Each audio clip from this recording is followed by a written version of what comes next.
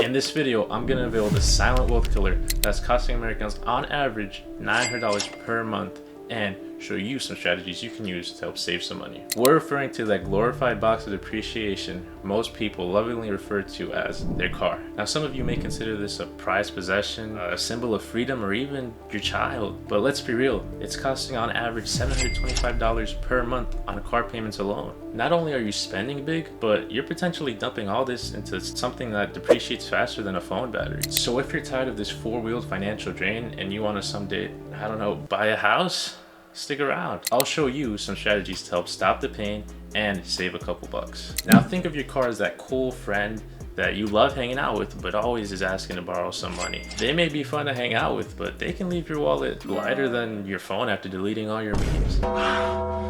Now I'm really mad. Now, I'm not saying you need to give up your car entirely, but if you're not careful, it can be a major drain on your bank. Think about it. The average car payment on new cars is about $725. On used cars, it's $530. Not to mention insurance prices, which are on average $165 and just more expensive the younger you are. Plus, the average maintenance price you're gonna end up spending is about $66 a month. And everyone always seems to forget the amount you have to spend on gas, which can be from $150 to $200 per month and is only increasing. That's a lot of money that could be going towards paying off debt or investments, which is why I like to call them the silent wealth killers. They may seem convenient, but they can really eat away at your financial progress. Don't worry, we'll get to the juicy details, such as how much you can afford based on your yearly income. Now listen, I know what you're thinking. Jervin, I need a car to get around. And listen, I don't disagree. I live in New York and I used to take public transportation 4 hours every day just getting to school and back. But here's the deal. What if we looked at it less as needing a car to survive and more of just wanting some fancy wheels? Because unless you're hauling construction or driving around clients,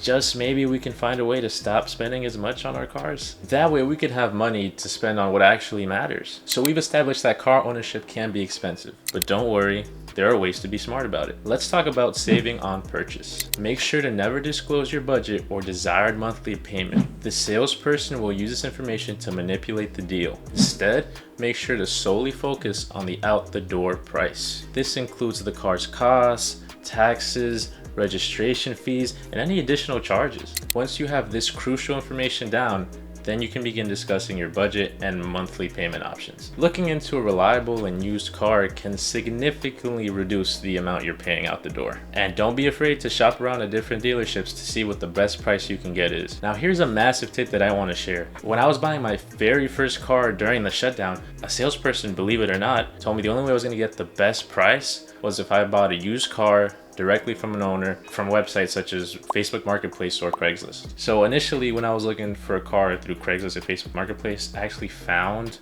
a deal. It was a Honda Civic 2018 for about $16,000, which was in the price range. Pretty good, reliable car. But when I get there in person, the price was actually raised up to $21,000. That's because it was a dealership that was selling their car on Craigslist and Facebook Marketplace. But luckily there is a way to filter out dealerships. And so if you're gonna use that strategy to look for a car, used Craigslist or Facebook Marketplace, and make sure to filter out the dealerships. Using that strategy, I was able to buy a Hyundai Elantra 2019, which was valued at the time for about $20,000 at $12,000. So I can verify that this does work, and I'm very grateful to the salesperson for the advice. But if there's one thing that I learned now that I wish I knew back when I was buying my first car, it's how much hitting the subscribe button and the notification bell would have helped me back then. Now that you've got your wheels, let's talk about saving on ownership. Here are some key strategies. When it comes to car maintenance, always make sure to compare prices online if you have a general idea of what's wrong. You can even compare prices of the specific parts that you would need online as well. This will help you find the best deal possible and potentially save the most money. If you're comfortable and know what needs fixing, consider tackling the simple tasks on your own. Changing your oil, air filter, and wiper blades are a few examples. However, please always prioritize safety if you are uncomfortable or unsure with a specific task. Every little bit counts. I know everyone wants a shiny gas guzzling chariot that makes them feel like Speedy Gonzalez on the highway.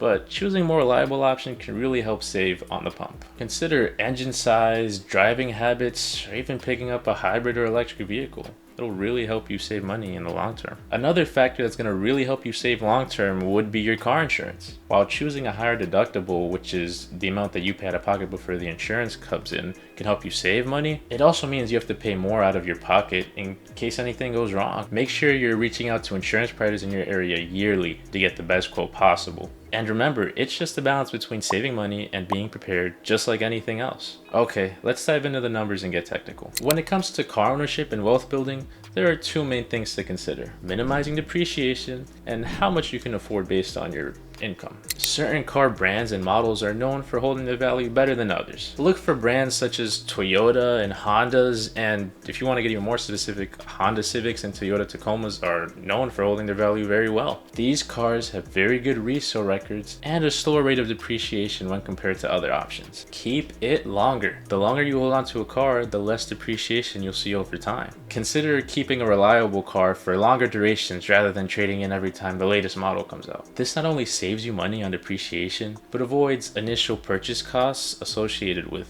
frequent trade-ins. Because we've all heard the famous saying that the car loses value as soon as it drives off the lot. Now this is where it gets interesting and financial responsibility really comes into play. You want to spend no more than 10 to 15% of your gross annual income on your car payment. Keep in mind, this is just a starting point though. Remember to factor in everything. Consider your overall financial situation and expenses before making a decision. This might include housing costs, student loans, or any other debts. Make sure your car payment isn't a burden that hinders your ability to save up towards your financial goals. So some examples for yearly incomes and the amount of car you can afford would be for $20,000, for example, you'd be able to afford a payment of about $2,000 to $3,000 yearly for about $167 to $250 a month. For $50,000, it would be $5,000 to $7,500 yearly, which ends up being $417 to $625 a month. And if you're swimming in Benjamins, making a cool $100,000 a month, you would be able to afford a car payment of about $10,000 to $15,000 for a monthly payment of $833 to $1,250. By being smart about your car,